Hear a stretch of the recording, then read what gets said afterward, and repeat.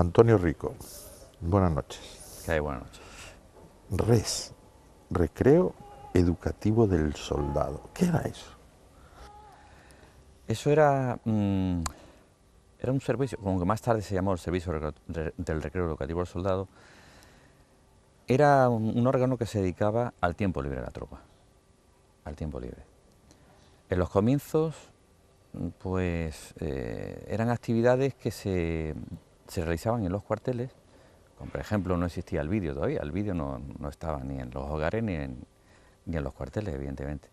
Entonces se proyectaba una película de 16 milímetros, se alquilaba en una empresa de Madrid y se proyectaba. Allá se llevaba por todas las unidades y se proyectaba por la noche. Aparte de eso existía lo que era un programa de radio que se llamaba Vidía en las ondas, que se emitió en la SER, en FM en la SER, durante 10 años aproximadamente. Más tarde se incorporó otro programa que se llama Macutazo 3, que se emitía de Antena 3 Radio. Y eso es lo que en un principio es lo que desarrollaba el RES. Era crear un abanico y aprovechar el potencial humano que llegaba para ofrecer ese abanico de posibilidades para ese tiempo libre.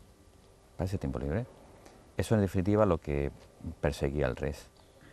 Tanto en la feria de antaño, la del Parque Hernández, como la actual de la Plaza Multifuncional de San Lorenzo, ¿son concebibles desde tu punto de vista sin la presencia de la Comandancia General de Melilla? Hombre, es que hablar de Melilla y no hablar de la tropa o de las Fuerzas Armadas, creo que van ligados, es algo que viene ligado desde hace muchísimos años. Entonces, yo no lo veo así. La participación de las Fuerzas Armadas en la feria, que yo conozco y he vivido, lo he vivido de hace muchísimo tiempo.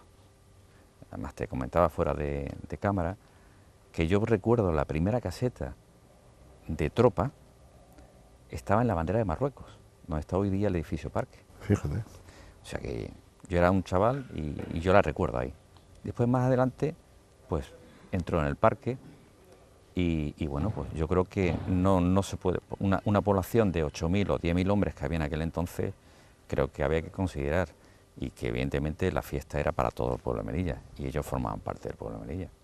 Si yo, Antonio, te pongo estas imágenes de la caseta de tropas, ¿no? Una caseta militar de la feria de toda la vida que estaba instalada en el lateral de la feria paralela a la caseta oficial. Estas imágenes que estamos viendo, ¿qué te evocan a ti? Pues para mí un recuerdo imborrable, primero. Porque date cuenta, Alberto, que durante 22 años he formado parte de esta caseta. Entonces, muchas horas de trabajo. Evidentemente, no solo era la caseta, tuve el funcionamiento y veía como la gente de Melilla pues, nos visitaba, muchísima gente nos visitaba a la caseta. Era la caseta digamos, por excelencia, o sea, que era muy raro quien nos visitara. Y sobre todo, en los últimos años, los jóvenes. Los jóvenes era como el punto de reunión. Fue una cosa curiosísima. No, es que quiero entender que por la política de precios también tendría mucho que ver, ¿no? No, pero era tranquilidad, ellos se sentían a gusto dentro de la caseta. Se sentían a gusto, los pasillos antes que iban hacia las distintas barras y el escenario, pues estaban llenos de jóvenes. A mí el recuerdo, como me dices, para mí son imborrables, pues porque son muchísima gente con la que he trabajado y la que hemos dedicado muchísimas horas. La caseta de Alberto, evidentemente, es lo que veíamos, ¿no? Lo que disfrutábamos. Pero había un trabajo anterior. ¿Cómo nace esa caseta? ¿Por qué se decide montar esa caseta con presencia de todas las unidades? ¿En qué año nace? Yo no te puedo dar datos con toda seguridad. Lo que sí, yo recuerdo, yo en el año 83, cuando comienzo a participar de forma activa en la caseta. Yo estaba... Bueno, dos años después de que empezara la Feria del Parque, empezó en el 81, o sea, justo 2 años después. Pues 2 años después. Un año antes, o 2 años antes, la caseta de la Fuerza Armada, o caseta de la tropa, estaba justo donde estaban los signos de zodíaco. en la puerta... En el final del parque. Efectivamente, al final del Final del parque, dirección Plaza España. Dirección Plaza de España. Y entonces yo ahí la conocí, pero vamos, sin participar en ella, ¿no? Y ya desde el año 83 yo formé parte del equipo que montaba la caseta en el lugar que tú dices, enfrente justo de lo que era la caseta oficial. Y entonces, bueno, pues yo recuerdo eso. Anteriormente ya te he dicho que no, como no participé, no te puedo dar datos. Eran tiempos aquellos antes de trasladaros al otro sitio donde ya acabó, donde esa feria era una feria muy participativa desde el punto de vista vecinal. ¿Te acuerdas? Que te acordarás que había, no sé, 8, 10, 12 entidades vecinales, y después había un núcleo privado en la feria. Te hablo de los búhos, te hablo de los inocentes, te hablo de la Peña Bética, te hablo los polillas. ¿Cómo era esa feria? Esa que empezó a arrancar con muchas dudas, porque todo lo que arranca siempre se arranca con dudas. Sí. Hombre, yo viví la feria muy poquito de fuera, porque evidentemente me estaba muy implicado en la caseta, ¿no? El ambiente era buenísimo, había un ambiente de feria muy bueno, la gente tenía ganas de divertirse, se divertía, había un ambiente muy bueno. Tú has enumerado algunas casetas, yo te puedo contar a la caseta que yo iba cuando salía allí con mis amigos y mi familia, que era la caseta de Endesa. Endesa, sí, sí. Tenía un ambiente y de verdad que es muy bien montada. De hecho, se traían grupos de fuera, la gente se implicaba. Demostraba, porque al traer grupos de fuera y invertías, significaba que había un consumo. O sea, que la gente iba a la feria, pero no iba el sábado o el domingo, todos los días de la semana. Eso fue cambiando, como cambian todas las cosas. Fue cambiando. Yo viví aquellos años, desde luego, con un ambiente excelente. Pero es que además de feria, propiamente dicho, con carricoche y todas estas cosas, había una preferia. O sea, el montaje de la feria en el Parque Hernández era como una gran familia de gente allí, porque además eso era filantropía en estado puro, ahí no cobraba nadie. Ahí era la esposa de uno, el hijo del otro, el primo del vecino, los soldaditos de reemplazo, todo el mundo. ¿Cómo eran esos días previos al arranque de la feria? Pues mira, en lo que era la caseta de la Fuerza Armada había una portada que recordará mucha gente en Melilla, que era la Puerta de Santiago. Sí, pero esa fue cuando ya la cambiaste de lugar, ¿no? O ya claro, enfrente de la oficial. Es que yo te puedo hablar, bueno, yo ya en la parte que conocemos enfrente de la caseta oficial, ahí hubieron varias portadas. Por eso digo, allí no estaba la Puerta de Santiago, probablemente dicho. Eso fue posterior, exacto. Fue posterior. De hecho, esa caseta la diseñó... Que se hizo con corcho, esa Puerta de Santiago. Sí, madera y corcho. Eso lo diseñó el capitán Bartual, que estaba en la comandancia de obra, que en paz descanse, y Rafael Hernández, que trabajaba en el Parque Artillería. Bueno, es un manita, Rafael. Era un manita. Sigue siéndolo, sigue siéndolo. Y la verdad es que bueno, entonces, con Rafael hemos tenido muchas horas allí de trabajo. Y era un proceso de trabajo donde, bueno, pues habían que tener en cuenta que se implicaban todas las unidades. Entonces, por el espacio que había, las barras que se montaban eran 5 barras. Y artillería, regulares 2, regulares 5, era la logística, ingenieros, caballería. Y la emblemática Legión, que siempre estaba. Y la Legión, evidentemente. Quiere decir que en algunos años pues algunas iban cambiando. Era un proceso de trabajo, había la mano de obra, como se sabe, evidentemente era un soldado. Y como te comentaba antes, Sadia, que llevaba la parte eléctrica, que yo creo que Sadia, pues si yo he montado 22 años en la caseta, Sadia ha batido el récord. Estamos viendo imágenes de esa Puerta de Santiago, de color marrón, se ve claramente. ¿Eso cómo lo transportabais? Porque eso tenía que tener un cuidado, una delicacia. ¿Cómo lo guardabais? Porque eso se guardaba eso se enumeraba. 52 semanas del año en un almacén, ¿no? Se enumeraban, las partes iban por partes para que el transporte fuese mucho más fácil, y se guardaba en un cuartel determinado, el que designara. Ten en cuenta que...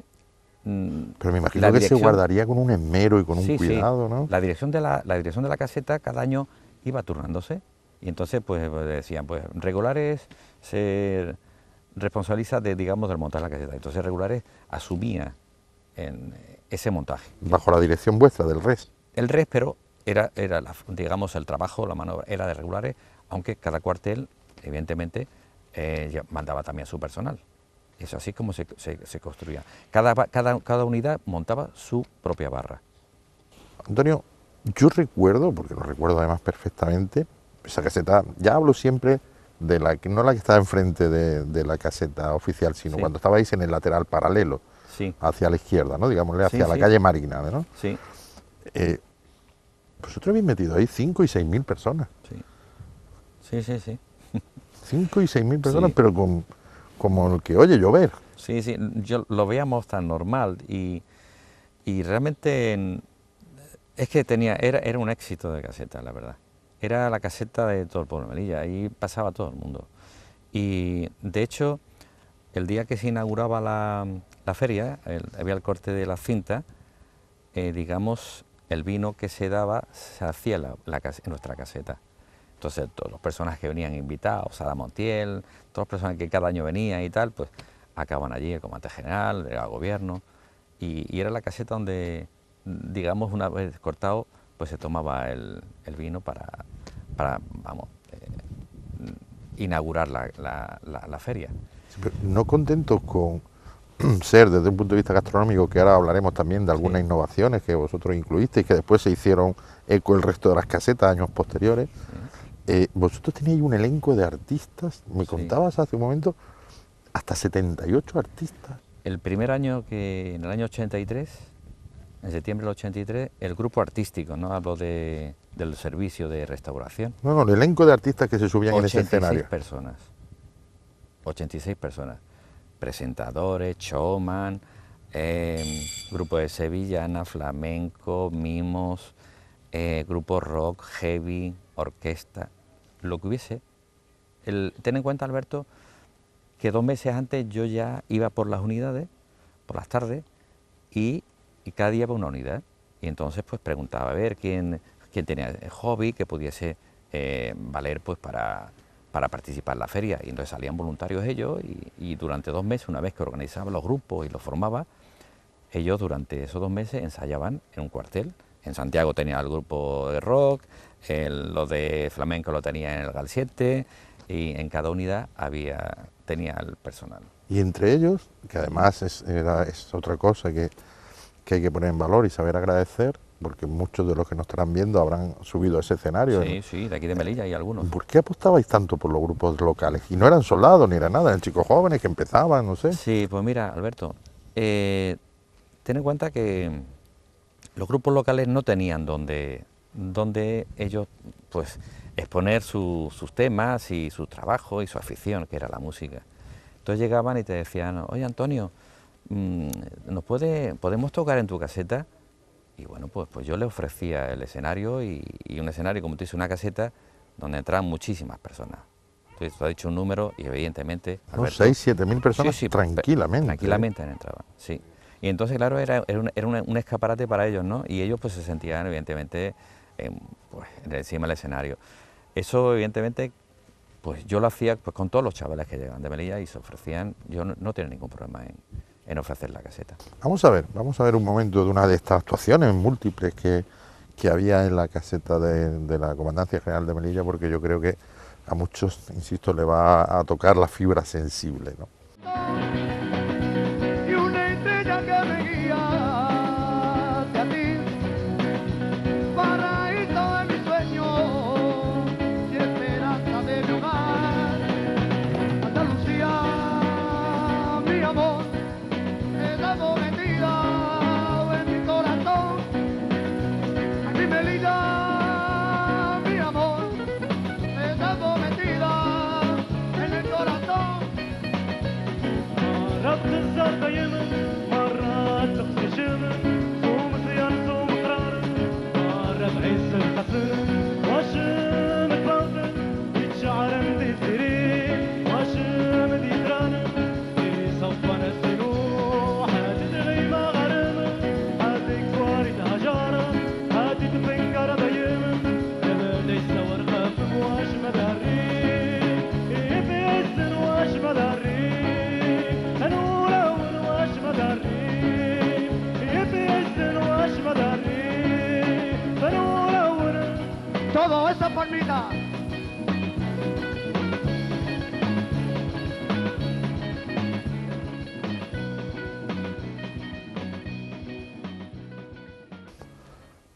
Y otra cosa, que es curiosa además, vosotros, no sé por qué, que ahora me lo explicarás tú, tomáis una decisión de que el dinero metálico no va a fluir, no va a correr por esa caseta donde había, ya te digo, miles de personas, y decidí sacar media cuartilla más o menos, ¿no? Sí, sí. Con una serie de tickets, me acuerdo que a lo mejor ponía, estamos hablando de los tiempos de la peseta, ¿no?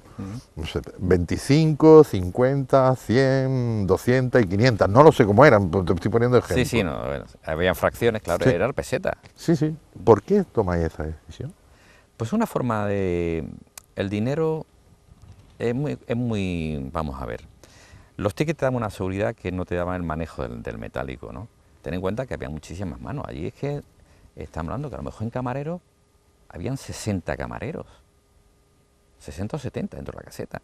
Claro, con todo el bullicio que había, toda la gente, pues era mucho más fácil el ticket y el control era mucho más fácil con el ticket que con el metálico.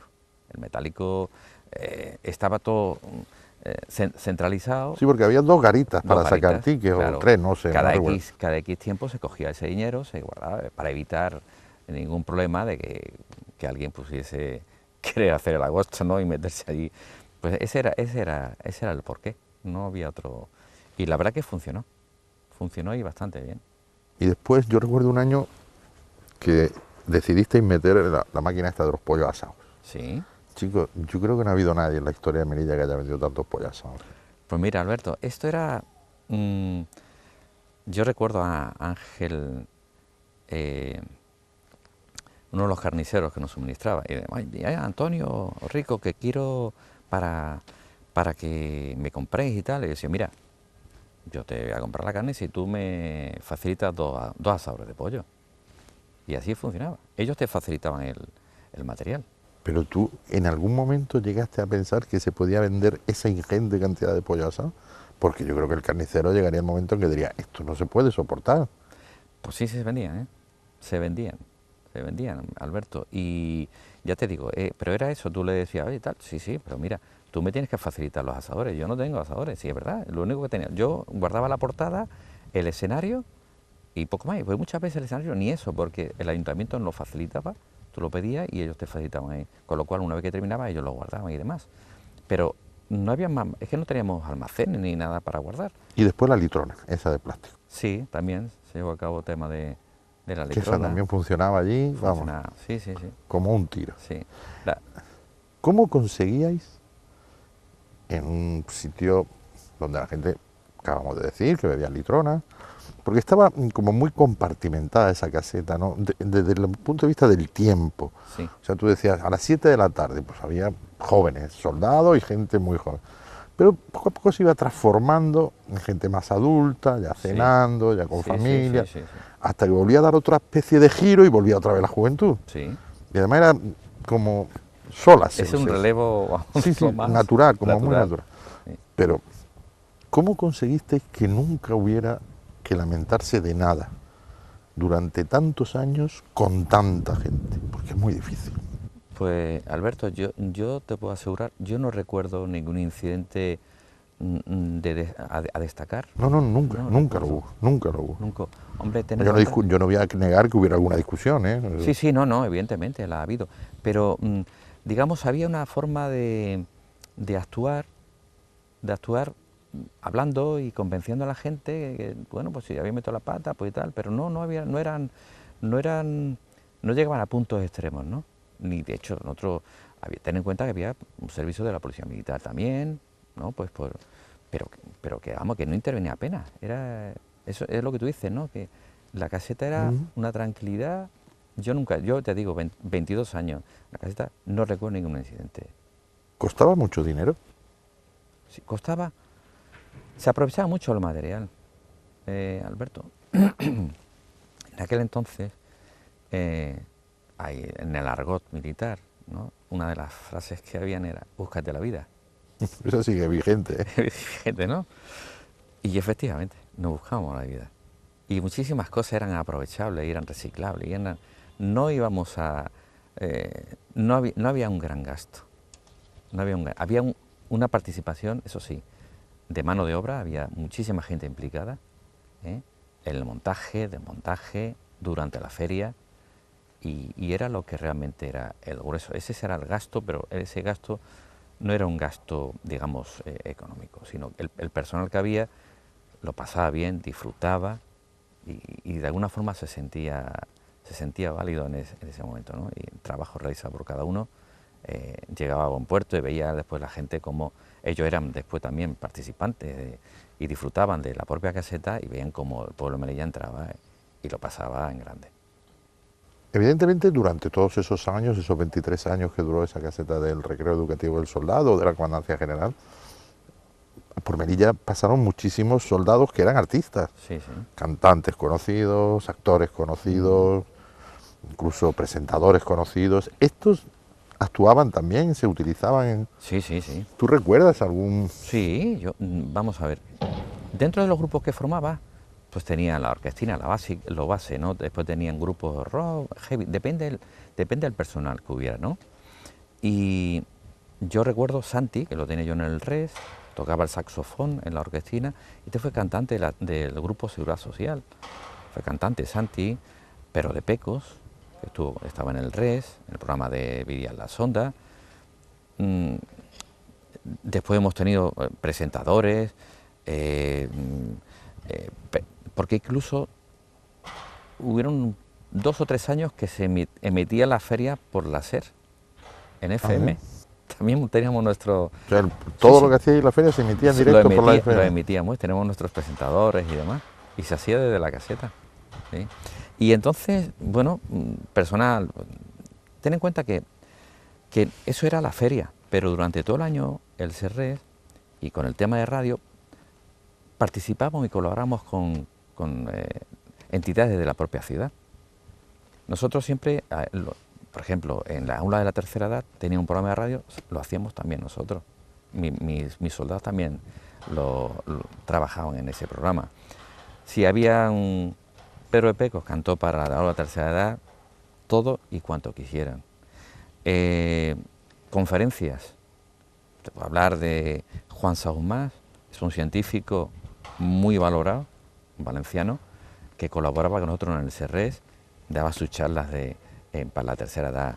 En la residencia de ancianos, Kiko, muchísimas veces fuimos allí a participar en carnavales. O sea, que el personal lo veíamos en feria a nivel de eso, pero después participamos en todas las entidades. Y personal destacar, pues muchísimo.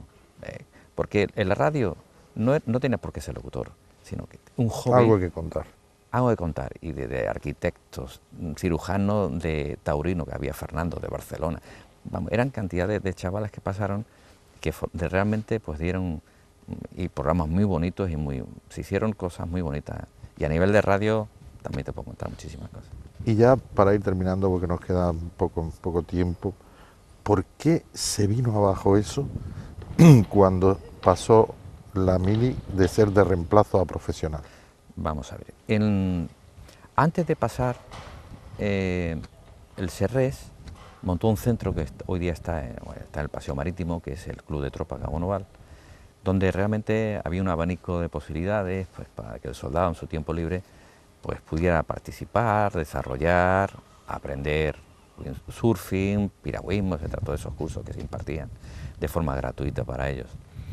Evidentemente, el soldado de reemplazo, como ellos decían, Melilla es un gran cuartel, y era verdad. Ellos salían a las 6 de la tarde, iban de uniforme, tú eres de Melilla, igual que yo, veíamos a los soldados por la calle. Entonces ellos tenían y necesitaban de que hubiera un órgano que de alguna forma le ofreciese y le pusiera a mano una serie de actividades donde ellos desarrollar aquellos que ellos pues, pudieran hacer. El profesional ya era distinto. Al tener en lo profesional entraban gente de Melilla y gente de la península. Entonces los mismos compañeros de Melilla integraban a esos propios compañeros. Entonces ellos tenían otro tipo de, digamos, no necesitaban lo mismo que un soldado de reemplazo. El reemplazo integrar no se integraba. Era muy difícil integrarse en la sociedad de Melilla. Entonces, claro, la feria continuó. Claro, hecho, pero eso ya se iban a sus casetas de Melilla. Exactamente, con sus amigos, era diferente. Y ya por último, Antonio, me gustaría que para acabar, no sé, me dijeras una canción que a ti te recuerde toda esa historia vivida tuya en la feria? Pues mira, yo recuerdo Lobo en París como una de las canciones que los grupos que montaba pues cantaban y realmente tuvieron bastante éxito en aquel entonces. Pues Antonio, muchísimas gracias por haber Nada, estado a ti, con Alberto. nosotros. Gracias.